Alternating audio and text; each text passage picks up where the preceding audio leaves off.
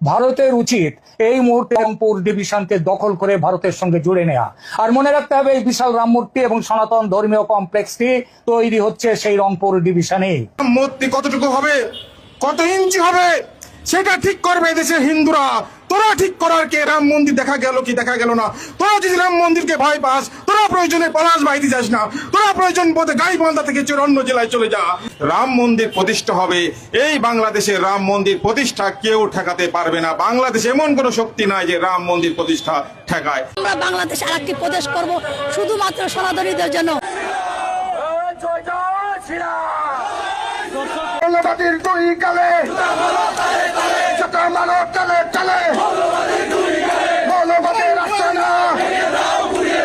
দর্শক মণ্ডলী, এতক্ষণ পর্যন্ত আপনারা তথাকথিত সনাতন ধর্মাবলম্বীদের কিছু উগ্র, জঙ্গি এবং দেশদ্রোহীদের বক্তব্য শুনেছেন।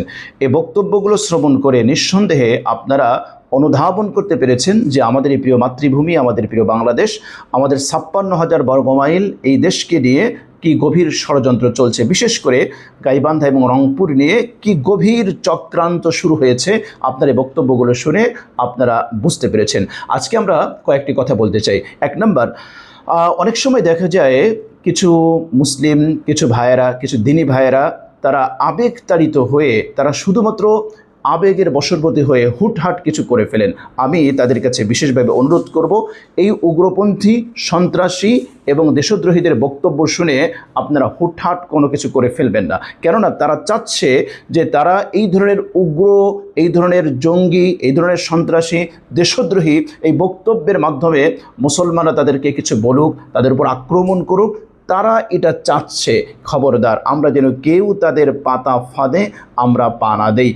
বিশেষ করে যারা ইসলামকে ভালোবাসেন, দিনকে ভালোবাসেন, দেশকে ভালোবাসেন, আমি তাদের কাছে অনুরোধ করব, সুদূর প্রসারী পরিকল্পনা, চিন্তাধারা ছাড়া আপনারা হুটহাট কিছু করে ফেলবেন না। দ্বিতীয়ত, বিএনপি সরকারকে আমরা যে মেসেজটি দিতে চাই তা হলো এই: আপনারা দেশপ্রেমিক এবং জোড়ায়ের পক্ষের শক্তির মধ্যে যে বিভাজন তৈরি করেছেন, বিভেদের যে প্রাচীর তৈরি করেছেন, অচিরেই সেই প্রাচীর ভেঙে ফেলুন। আপনারা ঐক্যবদ্ধ হওয়ার জন্য, ঐক্যবদ্ধ করার জন্য আপনারা সচেষ্ট হন।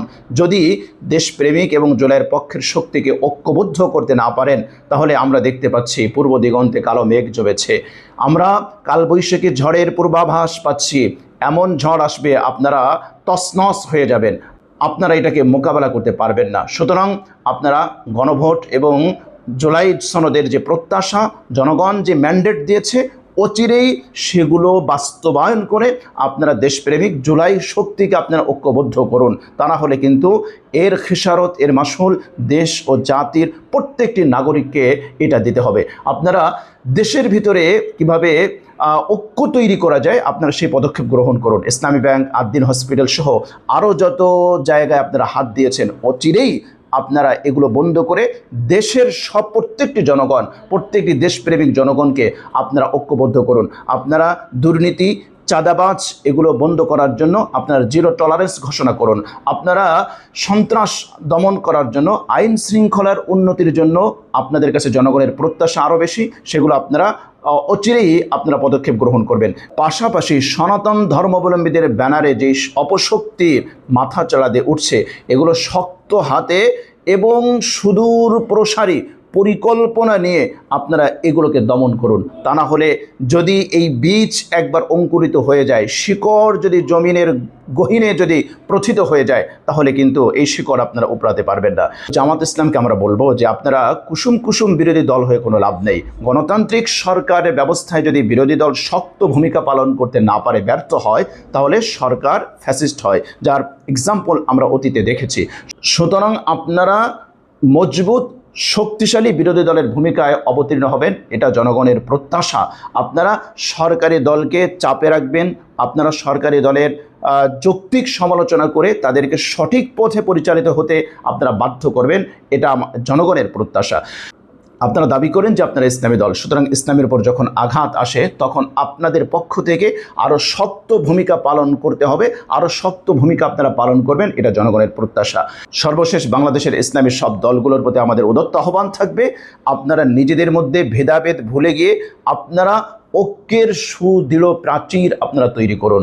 যদি আপনারা এই বিভেদ, এই বিভাজন, এই শাখাগত মাসআলা নিয়ে আপনাদের যে যুদ্ধাংদেহী ভাব, যুদ্ধাংদেহী যে মনোভাব আমরা দেখতে পাচ্ছি, এগুলো জাতির জন্য কখনোই কল্যাণ বয়ে আনবে না। মনে রাখবেন, 47 দেশ বিভাজন হয়েছে ধর্মের ভিত্তিতে। এই দেশ যদি চলে যায়, এই দেশ যদি না থাকে, তাহলে আপনি সঠিকভাবে আপনি নিরাপত্তার সাথে নিরাপদে আপনি কিন্তু ধর্মকর্ম চর্চা করতে পারবেন না। কাজেই আমরা আমাদের ভিতরের বিভেদ আমরা ভুলে যাই।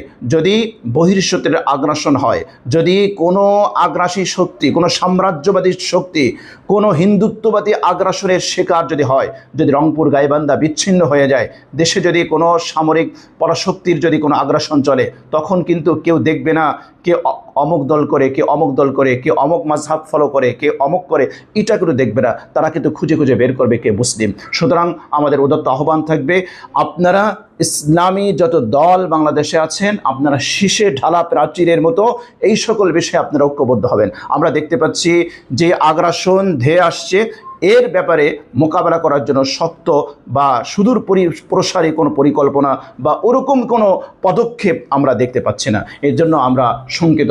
আমি উদাত্ত আহ্বান জানাবো, আসুন আমরা সব ভেদাভেদ ভুলে গিয়ে ইসলামের প্রশ্নে, দেশের প্রশ্নে আমরা সবাই ঐক্যবদ্ধ হই, আমরা শীষে ঢালা প্রাচীর হয়ে দাঁড়িয়ে যাই। তা না হলে এই দেশ, এই 56,000 বর্গমাইল, আমাদের রংপুর, আমাদের গাইবান্ধা, এগুলো আমরা রক্ষা করতে পারবো না। ইতিমধ্যে আপনারা স্লোগান শুনেছেন, যে স্লোগানগুলো আসলে শুনে নিজেকে কন্ট্রোল করা এটা কঠিন। তারপরেও আমরা বলবো যে আপনি আপনার আবেগকে নিয়ন্ত্রণ করবেন, বিবেক দিয়ে সুদূর প্রসারী পরিকল্পনা নিয়ে আমাদেরকে সামনে অগ্রসর হতে হবে। আল্লাহ সুবহানাহু ওয়া তাআলা আমাদের ঈমান, আমল, আমাদের প্রিয় মাতৃভূমিকে হেফাজত করেন। আমিন। আসসালামু আলাইকুম ওয়া রাহমাতুল্লাহি ওয়া বারাকাতুহু।